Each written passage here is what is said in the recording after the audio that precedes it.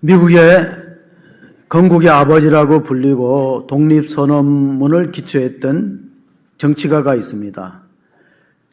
그는 $100 지폐, 미국의 $100 지폐 얼굴이 초상화가 새겨져 있는데 이름을 혹시 아시나요? $100 지폐 안 갖고 계신가요?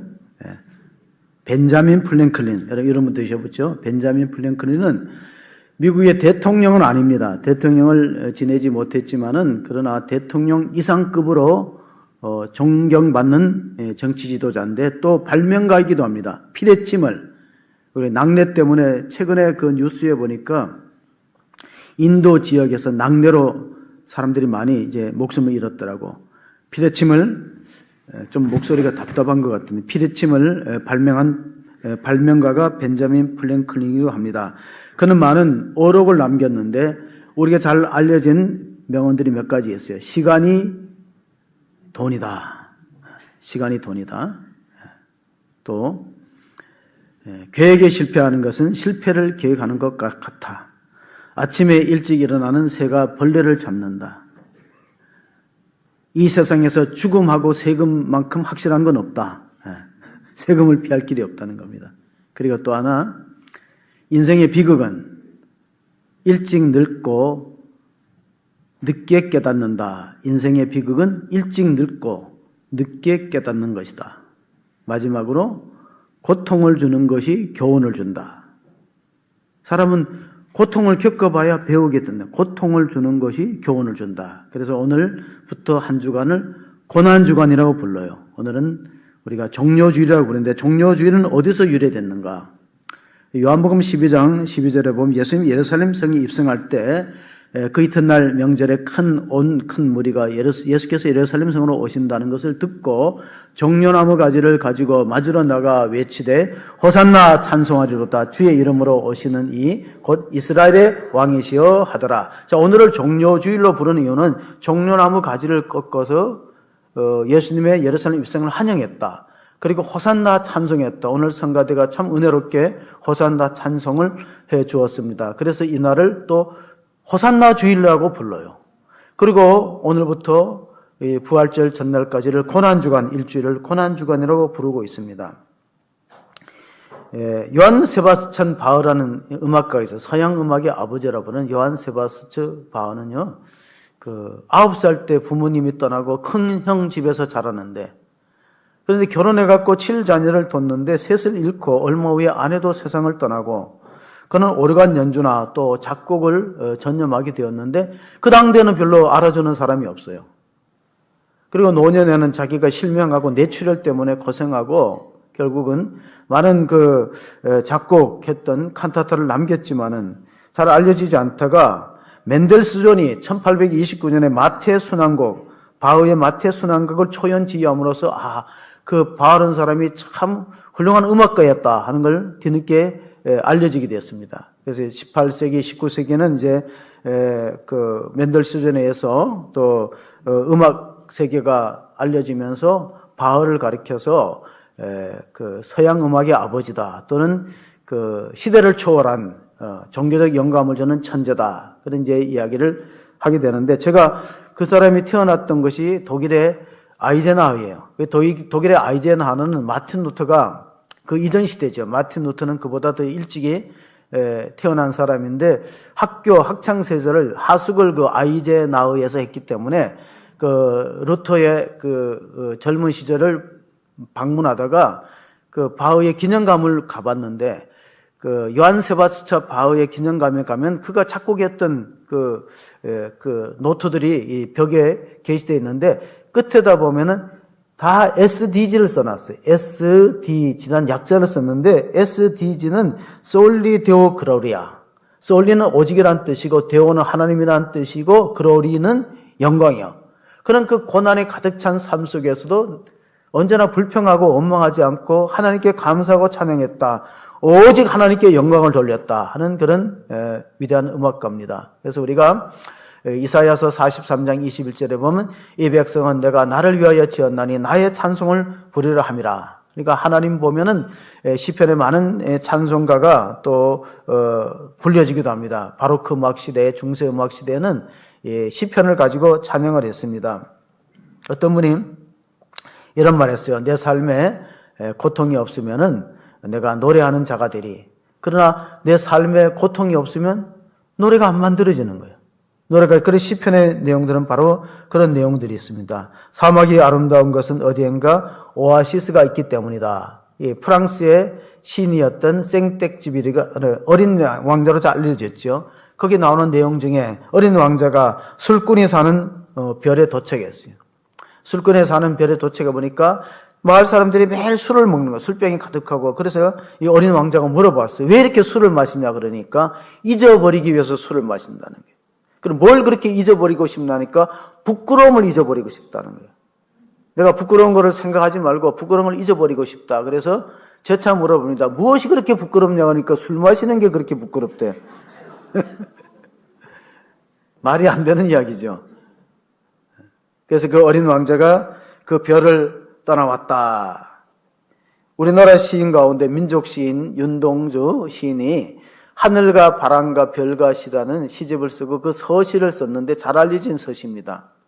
제가 10대 후반에 친구들과 만나면 항상 제 뒷주머니에는 그 윤동주 시인의 시집이 있었어요. 마치 내 영혼을 흔드는 지진과 같은 시가 바로 서시, 죽는 날까지, 이가 아닙니다. 죽는 날까지 하늘을 우러러 한 점 부끄러움이 없기를 입새에 있는 바람에도 나는 괴로워했다.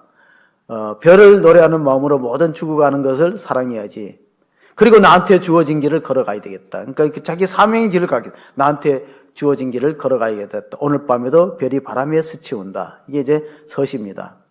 제가 이 서시를 어디서 봤냐면은 신학생 때 중국에 단기 선교를 갔다가 윤동주가 살았던 마을을 찾았어요. 저 북간도에 가면 명동촌이 있는데 거기 가니까 이 윤동주 시비 하늘과 바람 죽는 날까지 하늘 우러러 한 점 부끄러움이 없기를 그 시가 적혀 있는 시비를 보았습니다. 그의 부친은 윤영석 장로님입니다. 개신교 장로님이었고 그의 삼촌은 외삼촌은 김양기은이라는 목사님입니다. 명동학교도 설립했고 그 외삼촌은 간도 지역에서 만세운동을 주도하다가 독립운동을 하고 그랬는데 그 집안이 교육가 집안이고 그래서 그 윤동주 시인은 연희전문학교를 거기서 연희전문학까지 유학을 왔다가 일본의 동지사 대학에서 이제 영문학을 전공하는데 이 일본 사람들이 가만히 보니까 이 유학생 윤동주는 민족 문화를 수호하고 선동한다. 그래서 치안유지법에 걸립니다.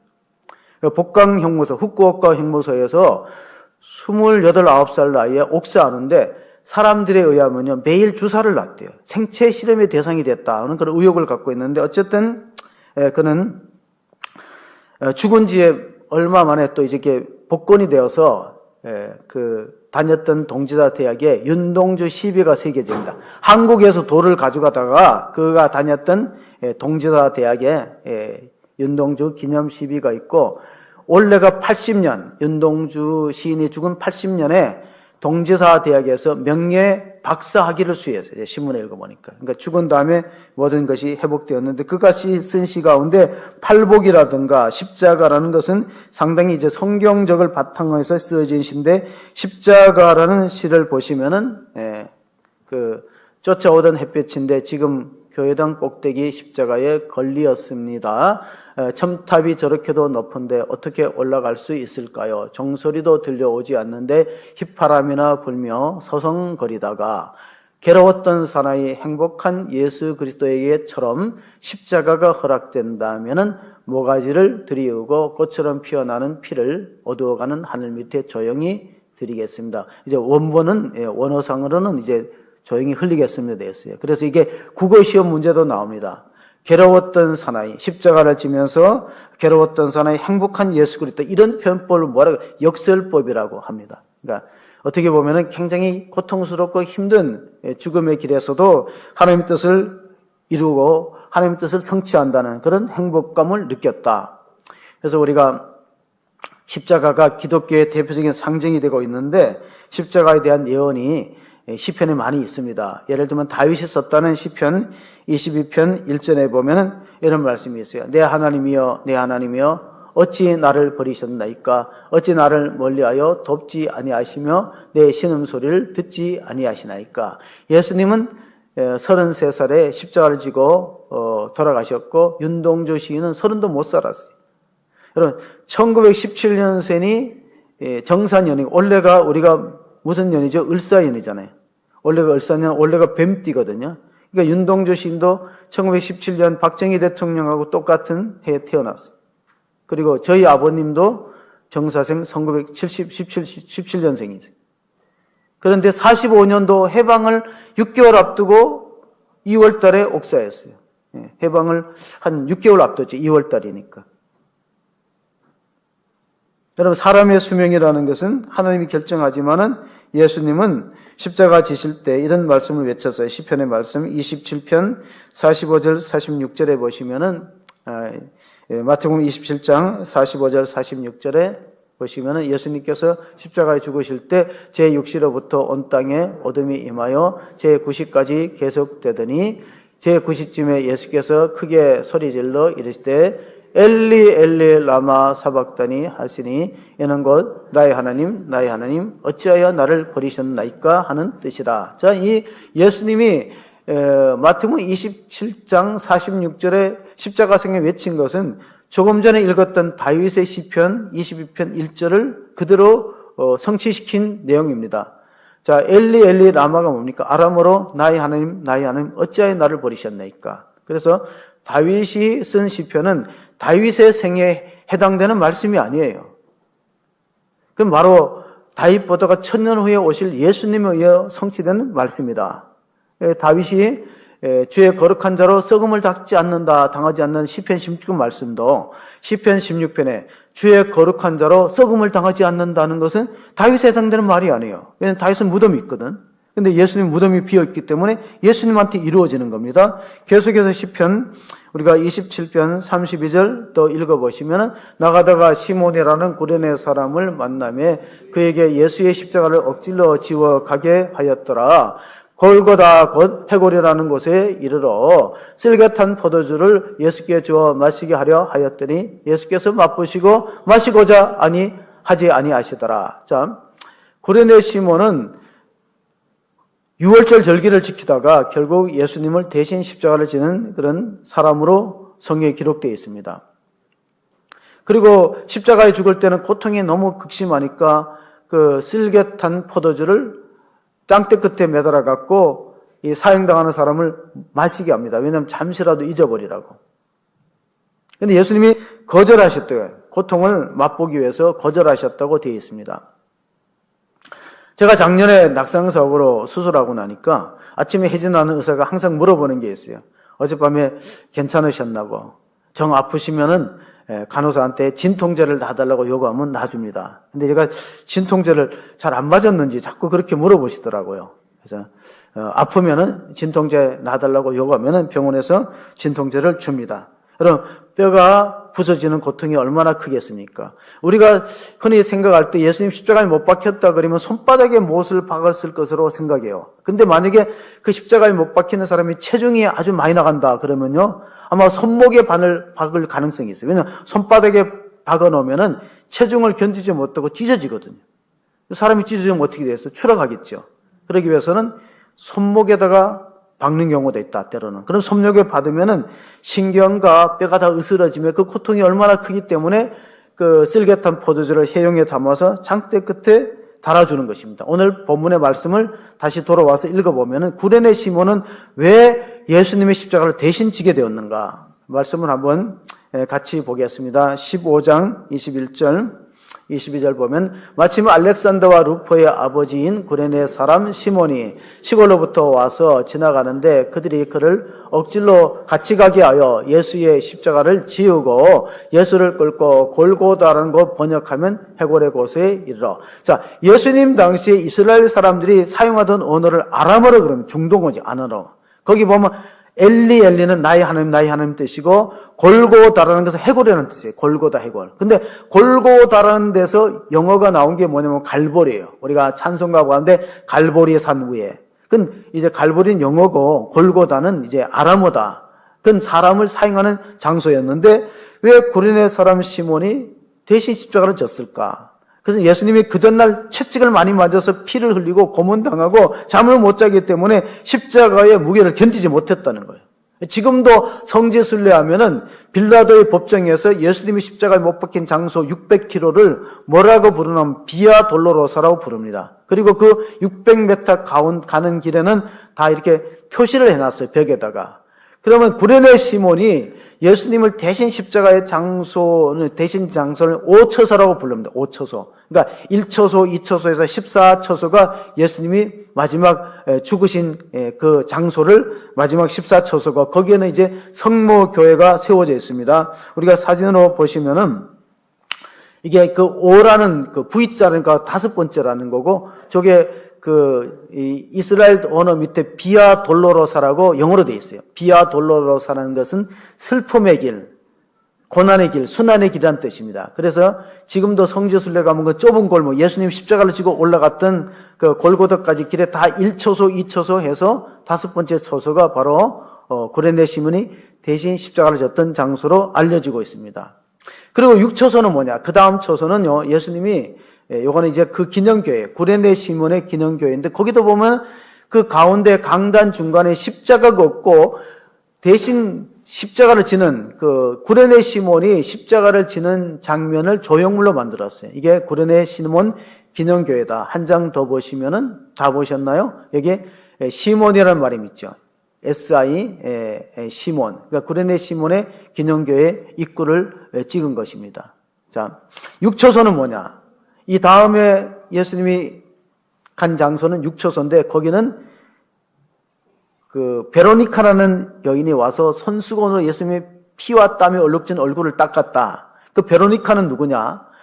복음서에 보면 12의 혈류증을 앓다가 예수님 옷자락을 잡고 혈류 근원이 말라서 기적적으로 고침받은 사람이 이름이 베로니카고 그가 예수님이 쓰러지니까 6처소에 달려나와서 예수님의 얼굴을 수건으로 닦았는데 그 수건에 예수님 얼굴이 그대로 새겨져 있다. 여러분, 이 놀라운 기적이 아닙니까? 막 전설 같은 이야기인데 예수님 얼굴이 새겨져서 그것을 사람들은 뭐라고 부르면 베로니카의 손수건이라고 부릅니다. 자, 계속해서 우리가 본문을 읽어보면 23절에 예수님은 포도주를 거절했어요. 그리고 십자가에 못 박히고 그 옷을 나눌세 누가 어느 것을 가질까요? 제비를 뽑더라. 제3시가 되어 십자가에 못 박으니 제3시는 지금 시간으로 한 사람은 오전 9시에 그러니까 예수님은 처형이 오전 9시에 시작되었다가 오후 3시에 운명하는 걸로 되어 있어요. 6시간. 그런데 보통의 경우에는 얼마까지 가는가? 예수님은 6시간 동안 십자가에 매달리지만 많이 가는 경우는 3일 갑니다. 안 죽어요. 그러니까 십자가형이라는 게 가장 잔인하고 고통스럽게 수치스럽게 세 가지가 있어요. 가장 잔인하게 고통스럽게 수치스럽게 죽는 게 십자가. 옷을 다 벗기고 그리고 매달아 놓고 못 박아서 독수리들이 피냄새를 맡고 와서 눈을 파먹기도 하고 살점을 뜯어먹기도 하고 빨리 죽지도 않아요. 그러면 빨리 죽게 하는 방법이 뭐냐면 망치로 로마 병정이랑 망치를 가지고 무릎을 쳐버리면 무릎이 부러지면 빨리 죽습니다. 왜냐하면 십자가에는 이 행경막이 닫혀서요 숨을 쉬기 어려운데 발뒤꿈치에 나무로 이게 지지대가 있어요. 발뒤꿈치에. 그러니까 사형수들이 발뒤꿈치에다가 힘을 줘갖고 다리를 한번 들고 숨을 쉬면 가슴이 열리고 숨을 쉬는데 무릎을 꺾어버리면은 다리가 올라가지 않아요. 상체가 안 오니 행경막이 닫혀서 질식사합니다. 근데 강도들은 망치로 다리를 부쉈다 되어 있어요. 예수님은 이미 운명했기 때문에 뼈를 꺾지 않았다. 그분의 시편에 모든 뼈가 하나도 꺾이지 않은 예언을 성취했던 것입니다. 시편 26편 16절에서 10절 보면 개들이 나를 에워쌌으며 악한 무리가 나를 둘러 내 수적을 찔렀나이다. 내가 내 모든 뼈를 셀 수 있나이다. 그들이 나를 주목하여 보고 내 겉옷을 나누며 속옷을 제비 뽑나이다. 자, 십자가 밑에는 로마 군병들이 옷을 제비 뽑았어요. 그런데 이미 아마 다윗의 시편에 예언된 내용이 이루어진 것입니다. 오늘 마지막 26절, 27절도 보시면은 본문에 그 위에 제표에 유대인의 왕이라 썼고 강도들을 예수와 함께 십자가에 못 박으니 하나는 그의 우편에 하나는 좌편에 있더라. 자, 왜 강도들을 예수님과 같이 못 박았을까요? 예수님은 하나님의 아들이 아니다. 강도 같은 흉악한 사형수다 하는 걸 인식시키기 위해서.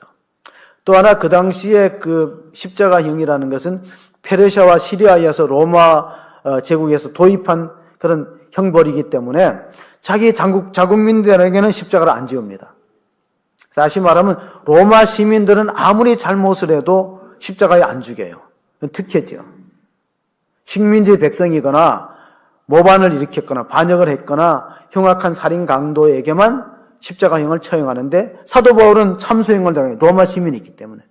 사도 바울은 이스라엘에 태어났지만 아버지에 의해서 미국의 시민권을 갖고 있듯이 아버지에 의해서 로마 시민권이 있기 때문에 사도 바울은 사형당할 때 십자가에 안 죽어요. 칼로 못 베면 참수형을 당하죠. 그만큼 십자가가 무서운 중환병인데 강도들에 못 박힐 것도 이사야 선지자가 예언했어요. 그러니까 예수님의 죽으심은 우연하게 죽으시는 것이 아니라 구약 성경에 예언된 대로 돌아가셨다 하는 걸 우리가 주목해야 될 것입니다. 이사야서 53장 9절을 보면은 그는 강포를 행하지 아니하였고 그의 입에 거짓이 없었으나 그의 무덤이 악인들과 함께 있었으며 그가 죽은 후에 부자와 함께 있었도다. 자, 너무 빨리 넘어가네요. 다시 한번 보여주세요. 자, 악인과 함께 있었다는 것은 강도 같은 악인들과 함께 죽었다는 것이고 그가 죽은 후에 예수님의 무덤은 부자의 묘실에 안장됩니다. 이거는 이사야 선지자가 예수님 오기 700년 전에 예언한 거예요. 여러분, 7년 후에 일을 맞출 수 있습니까? 그 700년 후에 일어날 일들을 우리가 예언할 수 있습니까? 성경은 예수님은 구약 성경 예수님은 하나님의 아들이신데 어떻게 죽으실 거에 대한 예언이 다 되어 있는 거예요. 신약 성경은 그 예언이 성취되었다는 복음서죠. 그래서 우리가 신약과 구약을 어떻게 해석하냐면 신약은 예언이고 구약은 예언이고 신약은 성취다. 어떻게 성취되는가? 마태복음 27장 57절 58절을 보시면요. 저물었을 때 아리마대의 부자 요셉, 부자가 장례를 지내는 거예요. 부자 요셉이라는 사람이 왔으니 그도 예수의 제자라. 빌라도에 가서 예수의 시체를 달라 하니 이에 빌라도가 내주라 명령하거늘. 자, 예수님이 사형당하면 누가 시체를 인수해야 돼요? 가족들이나 제자들이 와야 되잖아요. 근데 안 나타나는 겁니다. 우리가 일본에 독립운동했던 애국자들이 서대문 형무소에서 죽으면은요, 서로 시체를 인수하려고 안 합니다. 력과 같은데 거적대기 가만히를 듣고도 나오는 것이 우리 역사의 현실이었어요. 독립운동가랑 관련이 있다 하면은 내가 요주인물이 되고 그렇다 보면 내가 자유롭게 활동도 못하고 잡혀가서 고문당하면 어떻게 될까? 아마 예수님의 제자들도 그런 마음을 가졌을 거예요. 빌라도한테 가서 우리 스승의 시신을 양도하겠다 그러면은 그 우리도 같은 패가 되니까 나한테 위험이 닥치지 않을까? 그러면 어떤 사람이 장례를 했는가? 예수님의 장례위원은 두 사람이었어요. 국회의원, 당시에 공의원했던 아리마대 요셉하고 니고데모. 요한복음 19장 38절 39절을 보시면요. 아리마다 사람 요셉은 예수의 제자이나 유대인이 두려워 그것을 숨기더니 일 후에 빌라도에게 예수의 시체를 가져가기를 구하며 빌라도가 허락하는지라. 이에 가서 예수의 시체를 가져가니라. 일찍이 예수께 밤에 찾아왔던 니고데모도 몰약과 침향 섞은 것 100리터라쯤 가지고 온지라. 여러분, 유대인의 장례법은요, 향품을 바르고 이게 세마포로 동입니다. 그런데 그 장례를 했던 장례위원 두 사람이 당시의 공의원 국회의원입니다. 그게 아리마대 요셉하고 니고데모예요. 니고데모는 어떤 사람이니까 요한복음 3장을 찾아보면 니고데모가 밤중에 예수님 찾아옵니다. 왜 밤중에 찾아왔을까요? 다른 사람의 이목을 신경 쓰는 거예요. 내가 국회의원인데 예수님은 메시아로 인정을 못 받고 하나님의 아들로 인정을 못 받는데 내가 가면은 나의 지지율이 떨어지지 않을까? 그런 생각을 아마 했겠죠. 토마스 아켄푸스라는 사람이 쓴 기독교의 명제가 있어요. 그리스도를 본받아. 꼭 한번 읽어봐야 돼요. 우리 청년들이 꼭 읽어봐야 돼요. 토마스 아켄푸스의 그리스도를 본받아. Imitation of Christ. 거기 보면 이런 내용이 나옵니다. 예수님이 기적을 행하실 때는 많은 사람이 몰려들었다. 오병이어의 현장에는 남자만 5,000명이 있다. 병을 고칠 때는 수많은 무리가 찾아왔다. 근데 예수님 십자가 질 때는 여인들만 슬피 울고 따라오고 사람이 없어요. 고난의 현장에는. 왜 그랬을까요? 당시의 제자들은요, 십자가에 죽는다는 것은 실패고 저주라고 생각했어요. 왜냐하면 구약의 율법이 그렇게 기록되어 있기 때문에. 율법을 한번 찾아볼게요. 신명기 21장 23절에 보시면은 그 시체를 나무 위에 밤새도록 두지 말고 그날에 장사하여 내 하나님 여호와께서 내게 기업으로 주시는 땅을 더럽히지 말라. 나무에 달린 자는 하나님께 저주를 받았습니다. 십자가는 나무거든요. 십자가는 두 개의 나무가 크로스 되는 게 십자가예요. 십자가에 나무에 달린 사람 저주받은 사람인데 하나님의 아들도 아니고 수치스럽다는 생각이 있기 때문에 그날 당장 내려야 됩니다. 나무에 오래 달아도 하나님이 주신 기업으로 든 가나안 땅에 나무의 사람을 유월절 의식을 앞두고 급히 내려서 장사를 했겠죠.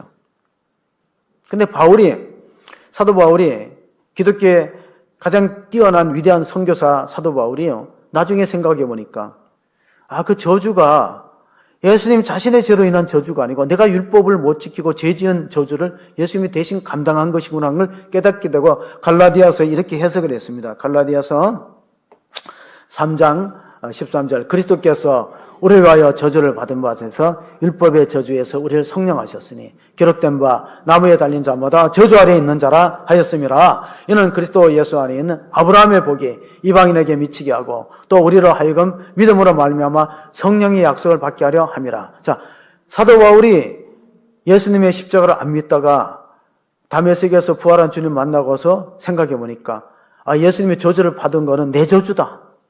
내가 율법 못 지켰잖아요. 그러면 당연히 벌을 받아야 되는 심판을 받아야 되는. 그걸 내가 예수님이 대신 받은 것이니까 얼마나 귀한 십자가인가. 응? 여러분, 사랑이란 게 뭐냐면은 저주는 내가 받고 복은 자녀가 받으라. 그런 게 사랑이에요. 창세기 27장에 보면은 이삭이 눈이 멀어갖고 죽을 때 이런 말씀을 한 겁니다.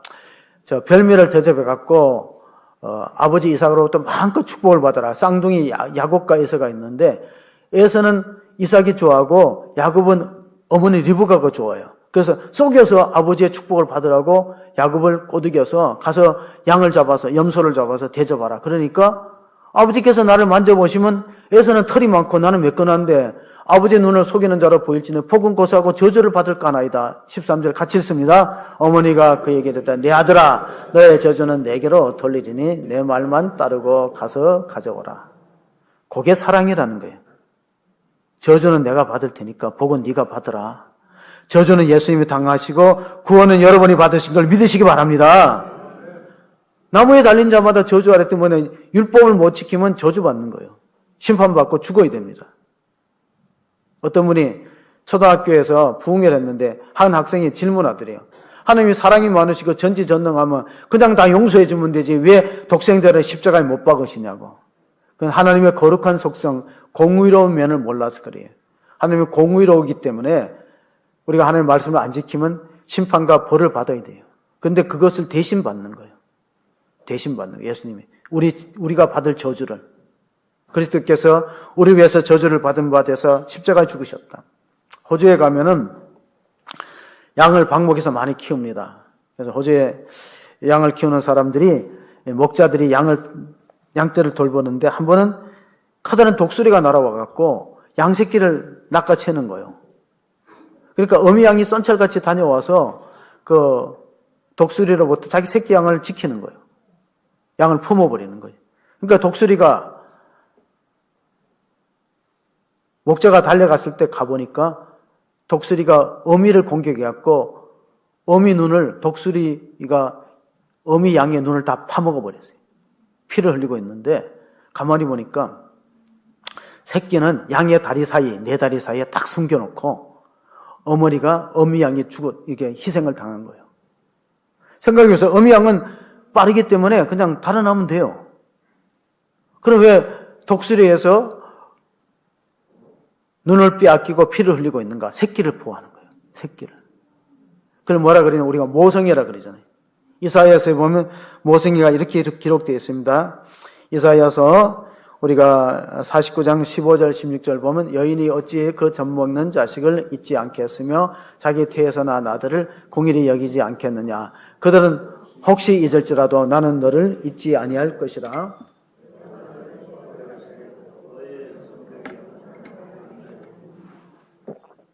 하나님 이스라엘 민족이 율법을 어기고 우상을 섬겨도 결코 버리지 않겠다는 사랑의 약속입니다. 손바닥에다 새겨놓겠다. 여인이 어찌 그 젖먹는 자식을 잊겠느냐. 자기 태에서 난 아들을 생각하지 않겠는가. 그래서 십자가라는 건 이렇게 생각하면 돼요. 하나님의 모성애다. 십자가는 하나님의 모성애다. 하나님은 공의로운 면은 하나님의 부성애를 나타내는 거고, 하나님의 공의로운, 하나님의 사랑은 모성애를 뜻합니다. 그러니까 하나님이 두 가지 속성인가? 공의로움과 우리를 사랑하는 그 사랑이 십자가상에서 이루어지는 거예요. 왜냐하면 심판을 받아야, 죄인은 심판을 받아야 되니까. 근데 심판을 받으면 누가 받아요? 하나님의 아들 예수님이 대신 받는 거예요. 우리를 살리려는 하나님의 거룩한 뜻이 담겨 있기 때문에 저는 한국 사회의 그 저출산 문제의 심각한 원인을 제 생각에, 이거는 학술적으로 얘기를 안 하는 거예요. 그게 뭐냐면 우리가 지금 저출산 문제가 굉장히 심각하다. 이렇게 하다 보면 인구가 점점 줍니다. 지금 초등학교는 입학생이 없으니까 초등학교 입학하면 무조건 300만 원, 350만 원 지급하는 학교가 있어요. 심지어는 승마 강사와 골프 강사를 모셔다 놓고 우리 학교에 입학하면 무료로 가르친다는 거예요. 얼마나 비싸요, 그게. 그런데 지금 지방자치단체에서 출산하는 가정한테 상당히 많은 그런 재정적인 지원하니까 조금 늘어났어요. 출산율이. 한국 사회의 출산율의 가장 근본 원인은 모성애의 결핍입니다. 그건 제가 진단하는 거예요. 모성애는 뭡니까? 가문을 일으키기 위해서, 자녀를 키우기 위해서 희생을 각오했던 걸 모성애예요. 희생을. 우리 가문을 일으키기 위해서는 대를 잇고, 또 우리가 자녀를 키우기 위해서는 양육의 희생을 각오해야 되는데 그거 하기 싫다는 거예요. 그냥 내 인생은 나의 것이니까 내가 즐기다가, 세상을 즐기다가 나 당대로 만족하지, 자녀들 때문에 고생하거나 희생하는 마음들이 점점 없어지니까 우리 한국 교회와 학교가 어떻게 하면 이 모성애 회복을 가르칠 것이냐 한번 생각해 볼 필요가 있습니다. 제가 이 현수막을 보니까 하나에는 가시관이 있고 하나는 면류관이 있어요. 이 땅에서 가시관을 안 쓰는 사람은 하늘나라에 면류관을 쓸 수가 없어요. 영어에는 No cross, no crown. 십자가 없이 면류관이 없다. No pain, no gain. 고통이 없이는 수확이 없다. 이제 공식이잖아요. 근데 우리는 다 그런 거 없이 쉽게 하려는 경향이 있는데 고린도전서 2장 2절 4절에 보시면요, 이런 말씀이 있습니다. 내가 너희 중에서 예수 그리스도와 그의 십자가에 못 박히신 것 외에는 아무것도 알지 아니하기로 작정하였습니다. 내가 너희 가운데 거할 때 약하고 두려워하고 심히 떨었노라. 내 말과 내 전도함이 습득에 있는 지혜의 말로 하지 아니하고 다만 성령의 나타나신가 능력으로 하여. 여러분, 전도가 사도 바울도 두렵고 떨린다 하는데 순종하고 하는 거죠. 우리가 전도할 때 가장 어려운 게 뭐냐면 상대방 반응입니다. 전도는 거절로부터 시작된다. 그래서 포기하지 않고 끝까지 복음 전하다 보면 내가 말을 잘해서 지혜의 설득력으로 상대방이 예수 믿는 게 아니라 성령의 감동이 있다면은 그 사람이 예수 믿게 되는 것이기 때문에 우리가 전하는 것입니다. 이것은 사랑이 없이는 힘들어요. 그 영혼을 불쌍히 여기는 사랑하는 마음이 없다면 전도가 어렵죠. 그래서 아기를 낳는 것도 힘들어요. 아기를 낳는 것은 해산의 고통, 출산의 고통이 있지만 양육의 고통은 더 어려워요. 그게 뭐냐면 교회 안에 들어와서 신앙으로 잘 양육해서 그가 세례받고 또 집사가 되고 항전직이 되는 그 과정이 어려운 거예요. 전도도 어렵지만 양육이 얼마나 어려워요. 그래서 십자가의 마음이 없다면 감당하기 어렵기 때문에 스위스의 신학자 에밀 브로브는 십자가는 우주의 중심이다. 십자가가 없이는 생육하고 번성하고 땅에 충만할 수 없어요. 그건 육신적으로도 자녀를 낳아 기르는 것이나 교회가 성도를 양육하는 것이나 마찬가지예요. 칼 바르트는 십자가는 화해다. 만유를 서로 화해하는 하나님의 놀라운 일들이 십자가를 통해서 이루어졌다고 말하고, 덴마크의 철학자 키에르케고르는 인생은 20부터 40부터 60부터 시작되는 게 아니라 인생은 십자가부터 시작된다. 십자가의 의미를 아는 사람이 인생을 아는 것이다. 여러분, 우리가 교회 안에 들어오면 십자가를 많이 설교를 들어요. 그러면 오래 다니는 사람은 눈을 감아요. 맨날 그 소리니까. 예. 눈을 뜨는 사람은 새신자야. 예. 한번 스스로 돌아보세요. 찰스 스펄전은 설교의 항태자라고 부르는 영국의 유명한 설교가인데요. 한 번은 서재에서 울고 있기 때문에 그 사모께서 가서 남편에게 왜 이렇게 우느냐 그러니까 나는 이제 십자가의 성경을 읽어도 눈물과 감동이 메말라서 그게 슬프다. 저도 그래요.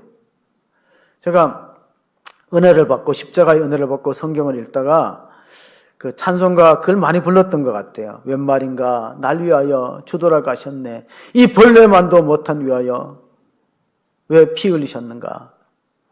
그런 찬송가 있죠. 141장에.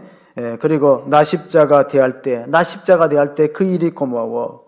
내 얼굴 감히 못 들고 눈물만 흘린다. 그런 찬송가 141장에 있는 찬송가처럼 우리가 정말 심각한 건 뭐냐면 이제 십자가를 들어도 무덤덤하다. 그게 우리한테 영적인 위기가 아니겠습니까?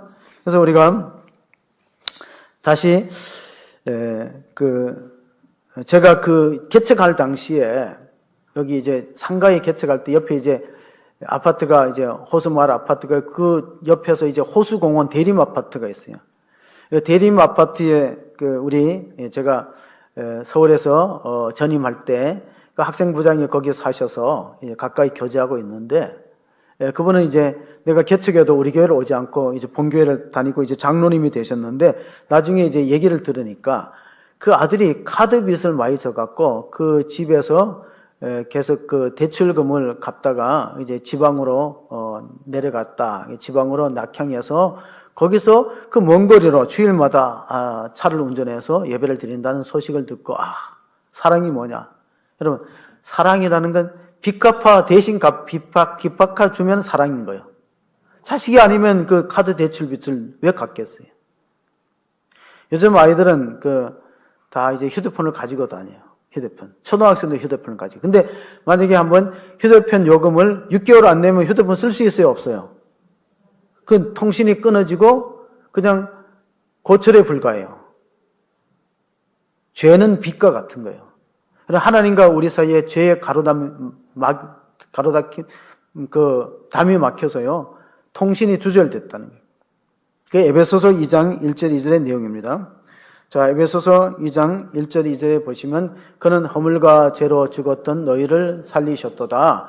그때 너희는 그 가운데서 행하여 이 세상 풍조를 따르고 공중의 권세 잡은 자를 따랐으니 곧 지금 불순종의 아들들 가운데서 역사하는 영이라. 자, 우리 인간은 영과 육으로 지어졌는데 죄를 지으면 하나님과 관계가 단절되고 끊어집니다. 핸드폰을 구입했는데 요금을 안 내고 그것이 누적되면 통신이 끊어져요. 그러면 고철에 불과해요. 거듭나지 못하고 죄와 허물로 죽은 사람은 육신만 있는 거예요. 쉽게 말하면 고깃덩어리만 있는 거고 하나님과 영원히 소통이 안 돼요. 단절됐어요. 그건 불행이고 비극이에요. 그럼 언제 개통이 됩니까? 그 정체되었던 그동안 내지 못했던 요금을 청산해 줘야 돼요. 근데 초등학생이 6개월 1년간 안 냈어. 딴 데 썼어. 그러면 부모가 야 네가 벌어서 갚으라 그러겠어요? 부모가 대신 갚아야 돼. 말 안 하시는 분은 네가 벌어서 초등학생 보고 벌어서 갚으라면 어떻게 해? 에? 부모가 대신 물어줘야지. 그래서 예수님이 대신 십자가 죽는 거예요. 하나님 그 아들을 보내서. 그러면 통신이 딱 끊어졌다가 통신이 열려요. 우리는 하나님 아버지라 부르고 하나님 우리 돌보고 그런 관계가 회복되기 때문에 우리가 로마서 보면 구레네 시몬은 어떤 사람입니까? 구레네라는 건 북아프리카 리비아의 수도 트리폴리가 구레네예요. 그 사람은 믿음이 좋은 경건한 유대인 출신인데 거기 흩어서 살다가 6월절 절기를 지키고 왔어요. 그런데 그가 대신 십자가를 졌다고 어떤 복을 받았는가? 주 안에서 택하심을 입은 루포와 그의 어머니에게 문하노라. 그의 어머니는 곧 내 어머니라. 사도 바울이 자기 선교 과정에서 도왔던 사람의 이름을 다 적었어요. 거기 보면 아굴라와 브리스길라 가정도 적었고, 여기 다시 13절을 보시면요. 그 루포와 알렉산더 루포의 어머니는 내 어머니다. 그게 뭐냐면 그 알렉산더 루포가 결국은 구레네 시몬의 아들이거든요. 그러니까 구레네 시몬의 아들이 예수를 잘 믿고 초대교회 일꾼이 되었고, 구레네 시몬의 아내는 사도 바울의 영적인 어머니로 성교에 많은 도움을 줬던 사람인데, 역사가들이 조사를 해보니까 그 구레네 시몬의 12대 손이 누구냐면은 기독교를 공인했던 콘스탄틴 황제라는 거예요. 얼마나 복을 받았습니까? 12대만 예수를 잘 믿으면 누가 태어나요? 왕이 태어나요. 왕이 태어나요. 여러분 가문에 대통령이 태어나는 거 별로 환영 안 하는 것 같은데 12대만 잘 믿으면은 기독교를 공인했던 콘스탄틴 황제가 구레네 시몬의 12대 손이에요. 역사가들이 이렇게 조사를 해보니까 그 아들들이 얼마나 복을 받았습니까? 요즘에는 이런 말이 있잖아요. 정승집 죽으면은 정승집 개가 죽으면 가고 정승이 죽으면 안 간대요. 그만큼 요즘 사람들이 의리가 없어. 의리가 없다. 제가 중학교 때 학교를 가니까 막 나라가 온통 시끄러워. 왜 이렇게 시끄럽나 그러니까 무장공비가 나타났다는 무장공비.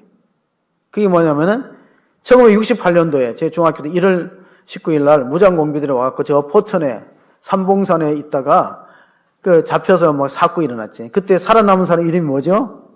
네, 김신조. 네. 김신조가 어제 이제 장례식장에 있었잖아요. 어제. 신문에 이렇게 나왔어요. 대통령 목다러 왔다. 목회자가 된 김신조 죽다. 네?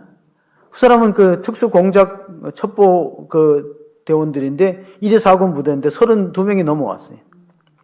이 사람들이 넘어올 때 AK 소총을 가지고 실탄만 9,300발 가지고 엄청난 중무장을 하고 청와대 기습하려고 왔어요. 1위 4군 1968년도에. 그래서 그때 군대에 있는 사람 제대가 연기됐어요. 우리 형들이 이렇게 노래 불렀어요. 신조 때문에. 예? 제대가 연기됐다는 거예요. 엄청난 사건이에요. 아시는 분은 웃잖아요. 근데 그 장례식장에 누가 갔냐면은 나무꾼 한 사람이 갔어요. 우성재라는 분이 가서 그 사모님, 그러니까 그 김신조 이제 목회자 됐죠. 사모님하고 딸 만나서 조문했는데 그 사연을 신문에 난 걸 보니까 이 사람이 넘어오다가 그 포천 삼봉산에서 나무꾼한테 발견된 거예요. 나무 이렇게 딱 보니까 이게 공비거든. 근데 공비라 그러면은 죽어요. 그 자리에 사살됩니다. 중부장이 있기 때문에. 그러니까 26사단에서 나왔어요. 우리 집에 가서 따뜻한 국이라도 마시고 가시죠. 이렇게 딱 그러니까 엉뚱한 소리 한 거예요. 그러니까 우리는 북한의 지하혁명당 소속이지 국군 아니다 이러는 거예요. 자, 우린 지하혁명당 소속이야. 국군 아니야. 얼마나 두렵겠습니까? 남권 사형제가 그래서 저희 집에 갑시다 해갖고 가갖고 이제 마지막 그 사람들이 의논하더래요. 북한 등군끼리. 우리가 지령받을 때 청와대 가기까지 만나는 사람 다 죽이라 그랬는데 남북권 죽여야 된다 그러니까 한쪽에는 땅이 얼어갖고 파고 묻기가 힘들다. 서로 자기네끼리 그럼 어떻게 하냐. 서약을 받고 살려주자 그랬어요. 신고하면은 집안 다 몰살시킨다. 서약하자. 그런데 신고를 했어요 안 했어요? 예? 신고를 했어요 안 했어요? 신고했어요. 집안을 다 몰살은 얼마나 무섭겠어요. 공비들 32명이. 근데도 용감하게 신고를 했어요. 왜냐면 그때는 간첩을 신고하면 뭘 줘요? 보상 줘요. 그것 때문에 신고한 건 아니지만 애국심으로 신고한 거예요. 사형제가 신고를 했는데 그 사람들이 다 사살되고 마지막 생포된 사람이 김신조예요.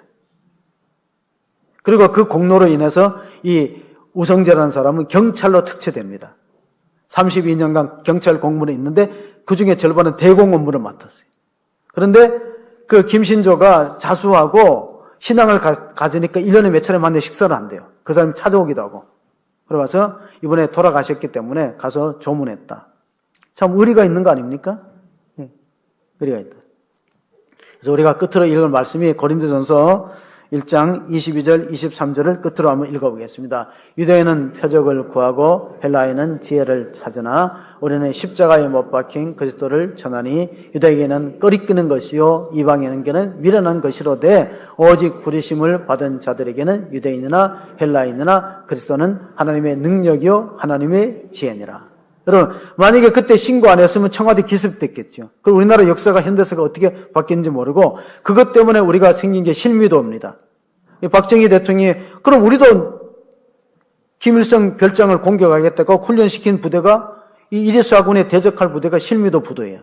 거기도 이제 결국은 비극으로 끝났지만은. 그래서 우리가 자랑할 건 뭐냐, 십자가밖에 없다네, 십자가.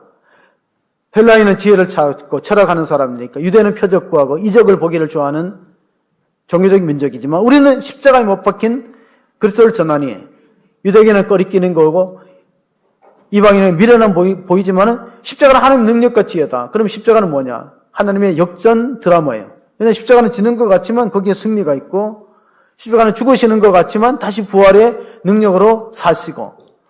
그래서 우리가 다음 주일은 부활주일인데, 부활주일에 보면 마지막 말씀이 이런 말씀이 있어요.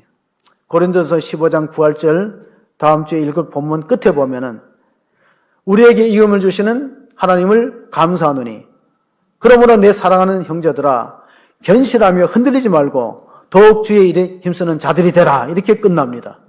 사랑하는 성도 여러분, 구레네 시몬은 억지로 십자가를 졌어요. 그리고 오늘 또 교회에 억지로 봉사하는 사람이 있지만 하나님이 기억한다는 거예요. 간첩만 신고해도 정부에서 포상을 주고 그 경찰로 특채되는데, 하나님이 주를 위해서 섬기고 봉사하는 일꾼들을 그냥 놔두시겠습니까? 하나님 반드시 갚아주시기 때문에 우리는 그 하나님의 보상을 바라보고 하는 건 아니에요. 만약에 그 오성재라는 나무꾼이 보상을 바라보고 신고하면 목숨이 걸린 일인데 하겠어요? 애국심을 하는 거지. 나를 지키기 위했다는. 여러분이 신앙심을 가지고 억지로라도 구레네 시몬처럼 주를 위해서 봉사하고 헌신하는 거 하나님이 기억한다는 사실을 마음에 새기면서 우리도 끝까지 흔들리지 말고 견실하게 주님을 위하여 일하는 신실한 일꾼들이 다 되시기를 주의 이름으로 축복합니다. 아멘. 하나님 감사합니다. 우리 대신 십자가를 지신 주님을 바라보면서 우리는 이번 사순절을 보내고 있습니다. 하나님 아버지, 그는 그 입술에 개사도 없고 아무 흠도 없고 죄도 없지만 우리를 대신하여 십자가를 지었습니다. 하나님 아버지, 우리가 자랑할 것은 십자가밖에 없습니다. 십자가의 복음을 우리가 전하여 많은 이웃들이 구원받고 영생 얻도록 도와주옵소서. 그러한 교회와 성도를 축복하시고, 오늘 구레네 시몬이 예수님을 대신하여 십자가를 졌듯이 우리도 교회 안에는 내가 해야 될 내 몫의 십자가가 있습니다. 사양하지 말고 거절하지 말고 우리가 함께 십자가를 짐으로 교회 공동체가 더욱 성장하고 부흥하는 일에 밑거름 될 수 있게 해주시고, 그런 신실한 일꾼들을 하나님이 기억하시고 하늘나라의 상급과 면류관으로 갚아주실 줄로 믿습니다. 그런 은혜가 우리 모두에 있도록 역사하여 주옵소서. 우리 구주 예수 그리스도의 이름으로 기도하옵나이다. 아멘.